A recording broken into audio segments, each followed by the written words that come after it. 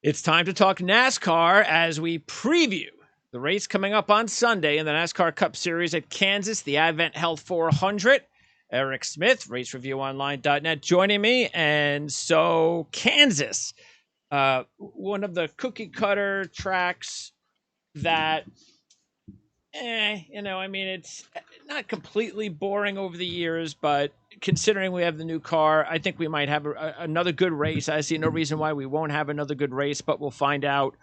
Do you recall, because the track is the most similar to Las Vegas, so do you recall how good Las Vegas was? Yeah, it was definitely improved. Saw kind of a fluke, not fluke. I mean, Alex Bowman isn't a fluke winner anymore, but he kind of lucked in because we had a late caution. Denny It Hamlin. was a Kyle Busch truss. Yeah. And he got Couldn't Kyle shift. and Truex. No, lost it. He was leading. And then Kyle Busch and Martin Truex were dominating the end. You have another caution, I believe, for Eric Jones wrecking, set up Alex Bowman to win. So it was a much better race compared to Vegas in the past. So I expect, hopefully, a better Kansas race because, again, that was one of my burning questions that comes out Friday is, should Kansas have two races per year? So we'll find out. Let's see him earn Absolutely. it. Absolutely. Yep. Darlington did. Darlington earned it last week. So let's see if Kansas can this week and good race, then those questions go away. Okay, so Kansas, 10 of the last 12 winners have started in the top 6 rows. 6 of the last 10 have started in the top 2 rows, including 3 pole sitters. Larson was actually a pole sitter the last time we were at Kansas last year. And is that surprising to you at all for a 1.5 mile tri-oval, or is that just, hey, whoever's fast leading up into the race is usually going to end up doing well at one of those tracks, which again, hopefully will be different this year. Yeah, it kind of been kind of par for the course. If you're fast, you're fast. And because Kansas has been one, too, that it's been newer surface. You could take 2 tires and it doesn't hurt you. We saw Alex Bowman do that in Vegas. That's how he won. Took 2 tires. So I think if you get a late race caution, the strategy play is depending on how many laps are left naturally. But if it's within 10 to go, I think you take 2 tires. Yeah. Or you don't take any. It just depends on when your last stop occurred prior. But it opens up the strategy for 2 tires. But then again, does everybody just do that then? I know. I can't wait for one of these crew chiefs to get a little bit creative late in a race and then come out ahead, so then we can follow the lead the next time and everybody starts doing that again, because we nobody's done that for years, and I just can't wait for the first time for it to happen again so we can get that back into the drama of late race cautions. Yeah, I think it's going to all be dictated on not only is that last caution when it falls, is when was your last pit stop? How many laps are on your tires? So that's the only thing which none of us know. But if it's a late race caution, you got tires laying, you might get 2, or you might not take any. Depends on tire wear. Yeah. But again, this race used to be a Saturday night race, so now we're Sunday afternoon. So we'll see if the next gen car can spruce up the show. I'm sure it will.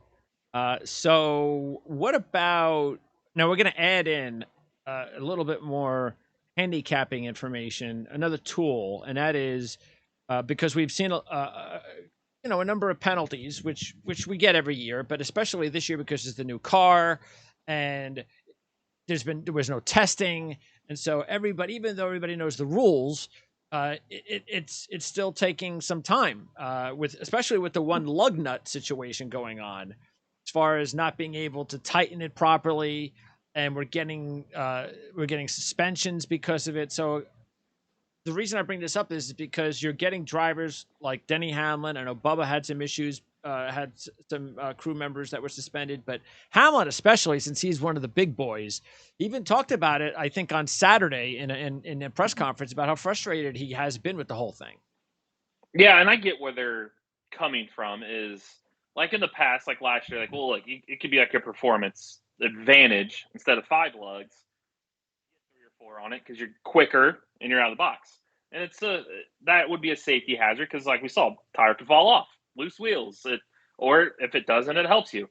So NASCAR, I mean, I get the 4 race suspension. Look, you didn't have all 5 lugs on the car. That's a safety and the thing that you're not heating for the side of safety. You're just doing it for performance, and we'll penalize you if we find out.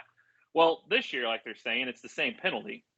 However, there's only one lug to hit, so it's like they're saying we're not doing it on purpose anymore. If the tire falls off, it's not like we're literally let's not tighten it to get an advantage. No, because it's flying off. That's it. They're more on the side like we don't need that strict a penalty because this isn't like we're cheating per se. Like last year, yeah, you could say it was an advantage. Now it's not. Now we're still getting the same penalty for something that we need to actually fix. So there's a reason these tires are falling off. And like, let's maybe look at why. Yeah. But because it does hurt you. So yeah, it's definitely something they're looking at. Who gets penalized?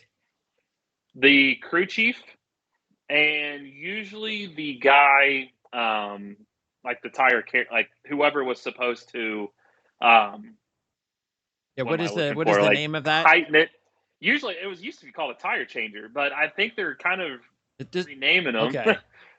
Because you don't really have, because like Gibbs as an example, you have your list of tire changers, but they kind of revitalize the pit stop. So you might go from the right rear to the left front instead of going around. So, lack of a better word, we'll call it a tire changer.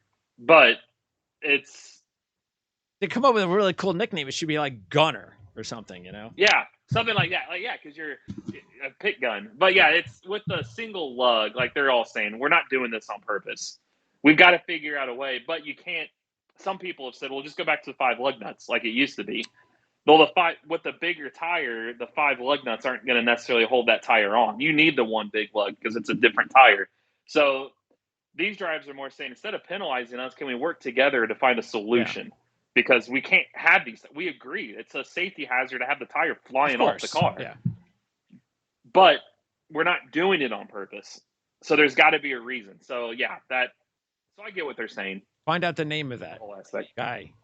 Right now, it's tire changer. That's it. Tire changer. Nothing more slick than that. Changer. Tire changer. No, come on, man. Come up with something. There's also a tire carrier they used to have that would carry the tire to set it down for the tire changer. But much better. Tire changer for right now is the scientific word for it. Okay. This week, and maybe this is a good thing, but this week we only agree on one driver.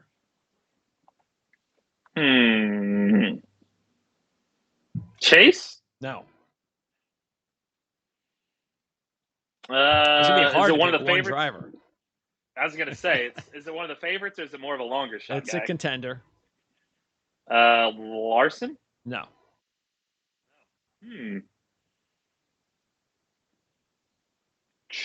Truex? No.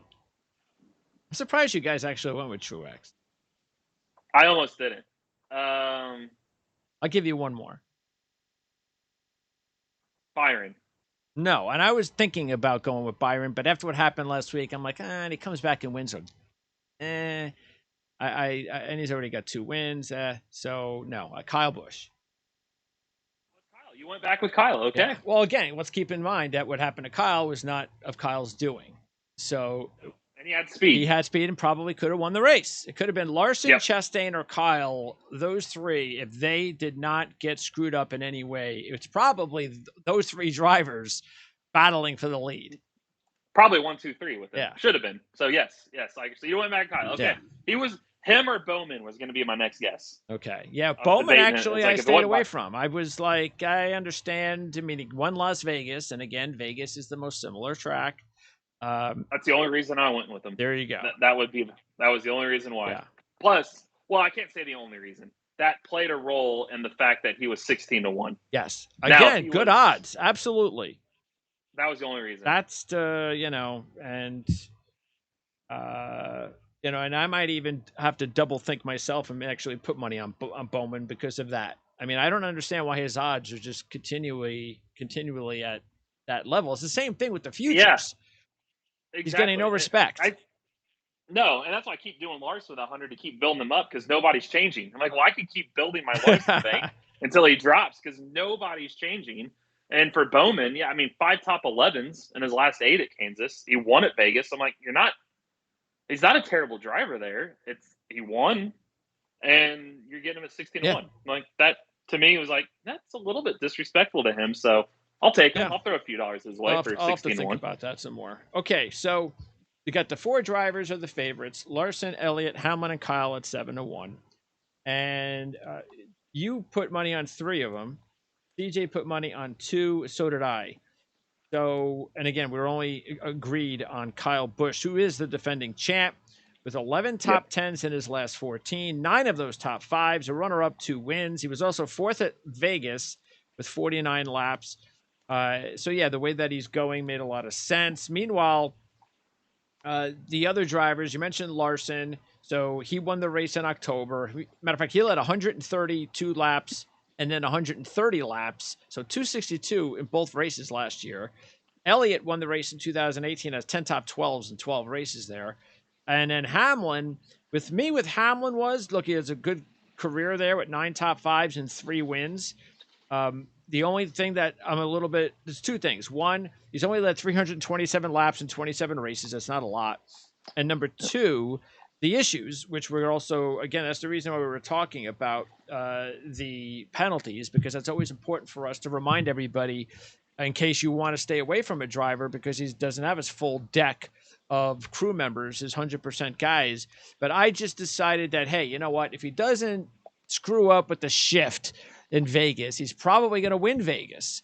And again, Vegas being the most. So the only thing that the only reason that I can understand staying away from him is just because, like as he even said, everything that can go wrong is going wrong for these guys and his team this season. Yeah, and 7 of his, well, actually, we'll go to 18th place. 9 of his 11 races this year, he's finished 18th or worse. Yeah. So, and he doesn't have his crew chief. You can say he's got the bad luck. You look at his recent finishes: 28th, 35th, 18th, 21st, 21st. That's since his win. So that's the only reason I stayed away from him. Because he's a co-favorite at 7-1. Yeah, I would have thought. I was surprised by that too. I thought he should have been like 10-1. Exactly. If he was more towards the Logano Blaney 12 to 14-1 range, then I probably would have just thrown a couple his way. But 7-1 to me was a little steep when they can get his teammate for the same odds, who's having a better season, and as you said, just won this race last year. So between the 4 7-1 guys, I thought I could get 3 of them if I eliminate one. So why not? He was the weakest link, I feel like, right now out of those 4. Okay, then we go to Chastain, Byron, and Truex at 10-1. CJ put money on all 3. I was surprised you did not put money on your boy Chastain on your fantasy team. Because again, we just talked about it on the Darlington show. If he doesn't spin out, he might have a chance to win that race. I don't care anymore about Chastain's prior history in the Cup Series at any of these tracks because he's a completely different driver this year. Different. Yeah. And he was 3rd at Las Vegas, leading 83 laps. So, of course, I'm putting money on Chastain. Yeah, the only reason with him was at 10-1. I'm like, he's finally starting to get the odds he deserves. And before we talked about this with Reddick when he moved way up there, I'm like, let me see it's more of a wait and see with him because I could get, again, Reddick, we'll get to 16-1, Bowman 16-1, Harvick 18-1. I thought for this week, Bell 20-1. Like, I'm going to throw money more those guys over Chastain. Either Chastain or those guys. Never know. Exactly. I like. Are we really out of 12 races run?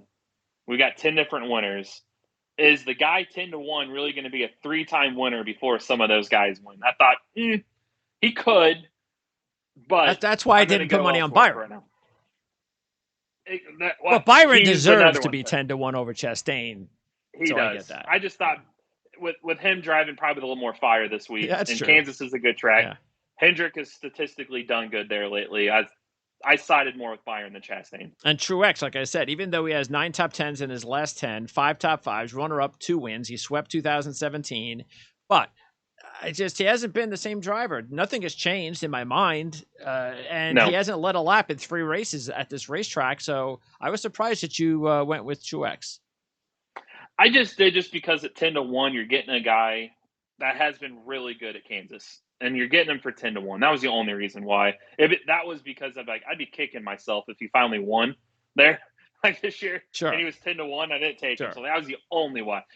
His best play probably if you go for like a top 5 is plus 125. I feel like he could get a top 5. he's been around the top 5 the last couple of weeks. You just look at Dover, the run-in with Chastain, and then Darlington last week. On the previous show, we showed the wreck. He was in the top 5 again. So he's a solid top 5 play. Is he going to win?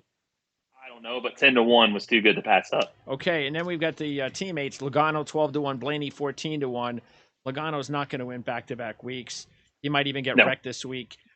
Blaney, meanwhile, he's a little bit better here than some of the other tracks that I've had issues with. So if he can avoid issues, I could see him with a top 10 this week, maybe even a top 5. And he's had decent history here in both the Xfinity Series and the Cup Series. So I prefer Blaney over Logano, but I'm still not sure I'm going to take him yet. No, I don't like Blaney. I punted on all of Team Penske. That was for covers. One of my fades is Cindric's a rookie. Since 2011, every Kansas winner has won a Cup championship.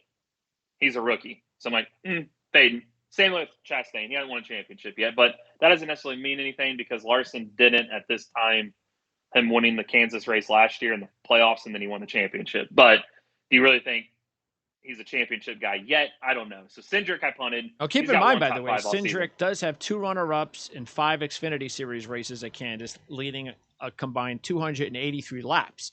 So he has success here. Xfinity. Yeah, his one top 5 all season, being his Daytona one, scared me a little bit. Blaney, 5 of his last 6 Kansas races, he's 20th or worse. He's not had a top 10 the last 3 weeks. I'm like, I'm going to punt that. And then Logano, he's not going to go back-to-back. No. Why would he be the first guy to go back-to-back? He's been 15th or worse in 4 of his last 6 at Kansas. And if you go to a spring race finishes, and they're 38th, 37th, 3rd, 15th, 35th, 17th. That just nothing glaring at me says take those guys when the guys we're going to get to here in a second have much better success and longer odds. So your money's well spent avoiding those guys. And then you have at 16-1 Reddick and Bowman. And Reddick, you did not put money on Reddick, just Bowman. Reddick, I'm putting money on Reddick, CJ as well. He's got a couple of top 10s in 5 Cup races, 7th last year in this race. In 3 Xfinity Series races, he's 2nd, 5th, and 2nd. And he was 7th at Las Vegas. So for me, I'm back with Reddick. And we just talked about Bowman before. Definitely thinking about maybe just because, I think they're disrespecting his line at 16-1. I went Bowman over. Reddick's a good play at 16-1. I just, out of $100, didn't have enough left to go both. But he was 7th in the spring race last year. He's got 2 runner-ups in the last 4 weeks on the season, too. I feel like he's a good play. The only thing is, can Richard Childress Racing beat not only Hendrick, but Trackhouse with Chastain head-to-head for a win at a speed track like this? That's why I went for more Bowman than Reddick, but 16-1 still a good play because, which we'll get to in 1 second. I went with 2 guys a little bit longer odds because I feel like these 2 guys behind him, for their respective manufacturer camps, maybe the top finisher out of them. So why not go their direction? Because they're plus 1,800 and plus 2,000.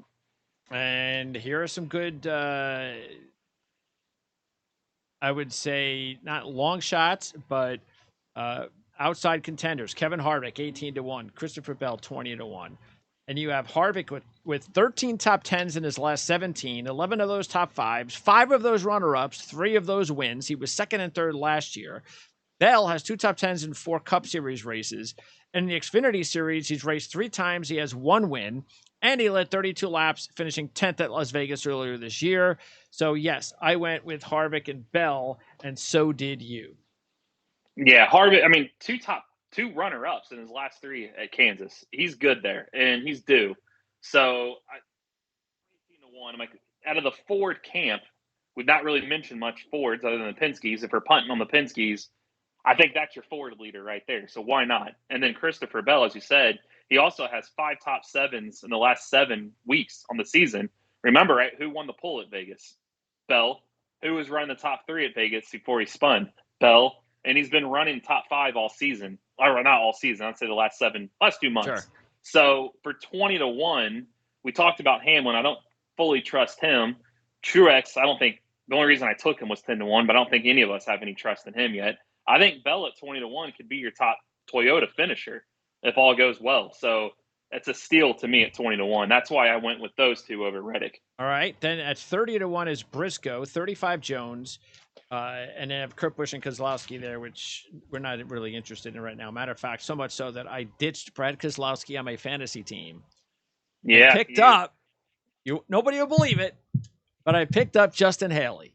And I asked you about him last week. That was a tip-off that I was having some interest. And he was right there again last week. Third. Yeah. So I was like, you know what? Finishes. Yeah. I think it's time. 11th, third. He's getting better. And Keselowski, this is statistically a good track with him when he's with Penske. Exactly. If you look at him on the season, he doesn't have he's got no top fives, one top 10. That was Daytona. And he's just been your 11th to 15th place guy at best. But they almost have to be perfect to get there because you look at recently and they haven't been perfect. 23rd, 20th, 34th. That's why when he dropped him, I still don't trust him yet. When you got somebody like Stenhouse, who's 2nd and 8th the last 2 weeks. He's available. He's running better. He's available. And then Kurt's another guy. Again, good Kansas for him. Good odds for what, 40-1. But you look at him on the season. This is literally like the last several weeks. 32nd, 35th, 6th. 32nd, 16th, 31st, 28th. It's almost been about the same time that you picked him up in our trade. Exactly. It's went backwards because prior to that, he was 3 top 8s in his last 4 weeks. So he's gone backwards. I think he just needs a solid top 10. So I'd punt on both of those this week. Eric Jones, oddly enough, it's just crazy that he's finally get 35-1. Yeah. He's been living at 70-1, but I thought 35-1 right now for him was still, he's got 2 top 10s his last 3 weeks on the season, but there's a lot of ran other good contenders. in Vegas. Yeah. Again, he's a Chevy. Is he going to be the 4 Hendrick guys? Sure. The 2 at Trackhouse, and you can throw the 2 at RCR head to head. I just don't see it yet. Well, Briscoe, even though he didn't fare well last year, keep in mind he had an accident in Vegas, but he does have 2 top 5s and a win. Matter of fact, his win in the Xfinity Series race in 2020, he led 159 laps, so he dominated the race. He's 30-1, so I'm actually going to put a couple of bucks on him as a long shot. And then we get to the deep long shots, and I was surprised, Mr. Almirola, that you did not put any money on Almirola. 6th at Vegas, 7 top 10s. This is one of his better racetracks, so I was actually considering putting a couple of bucks on him. We mentioned Cindric at 60-1. Dillon and Suarez are 80-1, and you're putting money on Dillon. And I was thinking about it as well, but I'm going to skip. But I understand why. He's had a decent history at this track, and he's still been going pretty well. And Suarez is also 80-1, but you decided to pass on him this week. Yeah, and Almirola, 20 starts at Kansas. He's never had a top 5. So I'm like, you could get better with Austin Dillon somehow at 80-1. 10th in both races there last year, 11th in the 2020 playoff race. That's 3 top 11s in a row. And you look at him on the season, he's also had 3 top 10s, 2 of them being top 3s in the last 5 weeks. And if you throw in Tyler Reddick, RCR is right there. They're on the cusp. You throw in Reddick in the last 5 weeks. Between them, one of the drivers has finished in the top 3 in 4 of the last 5 weeks. Awesome. And this is a good track for him. The last win for Austin Dillon, a 1.5-mile track at Texas in 2020. So I just feel like, are they going to win on all-out pace? No. I don't think they can beat the Hendrick car still. But we could see some couple laps to go, craziness, wrecks, spins, and then capitalize. So I think, again, like I said, Reddick was good at 16-1, but you're getting his teammate at 80-1. That's why I punted on Reddick and went off Dillon. And there's no reason for Dillon to be 80-1 and Jones 35-1. No, that's ridiculous. Can't figure that out right now. Yeah, Dillon is better than Jones. More than double the odds. Yeah, with a better car, and you're more than doubling the odds. I don't know if maybe the odds makers thought he was Ty Dillon, because Ty Dillon's on here. Ty's like 500-1 or something. Plus 100,000 is what 100-1.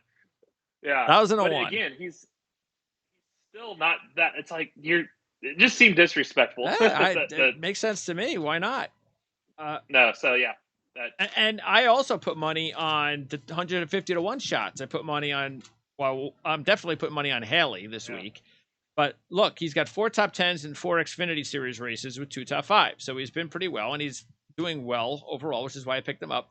And also Stenhouse. So Stenhouse, if you look at him, all of a sudden he's put up to a couple of good races. He has, even though he has no top 10s in 18 races, he's finished 11th 4 times, and he led 23 laps before he crashed last year. And in the Xfinity Series, he's finished 1st, 5th, and 6th 3 times. In 3 races in Xfinity Series. So this is a good week to take Stenhouse at 150 to 1. It is. I almost did. I'm like, but is he going to win? But if he gets another top 10, he's one to watch because you got Charlotte at the end of the month. So somebody to keep an eye on. You're still getting him for 150 to 1. So yeah, that he's one to watch. Well, look, bottom line is if one of these long shots can win, if someone like Jones wins or even Dillon, Haley, Stenhouse, whatever, then it just really opens up everything. And no longer can we sit there and say, well, we can't reasonably beat these other, because then it's just really wide open. So yeah, because if they do, then it completely changes everything. Yes. It by far. But hey, I mean, for a top 3 finish for Stenhouse, he's plus 2,000 right now. Oh, he's a 200 to 1 now.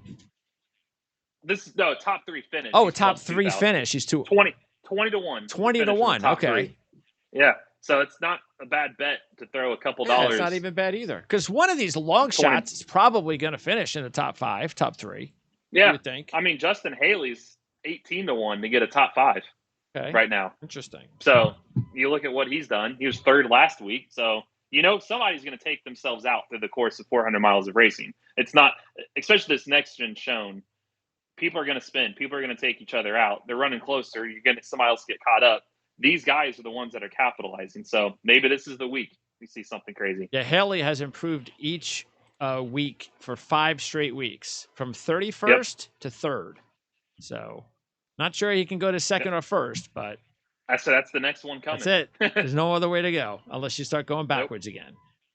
Yep. All right, so that's going to wrap it up.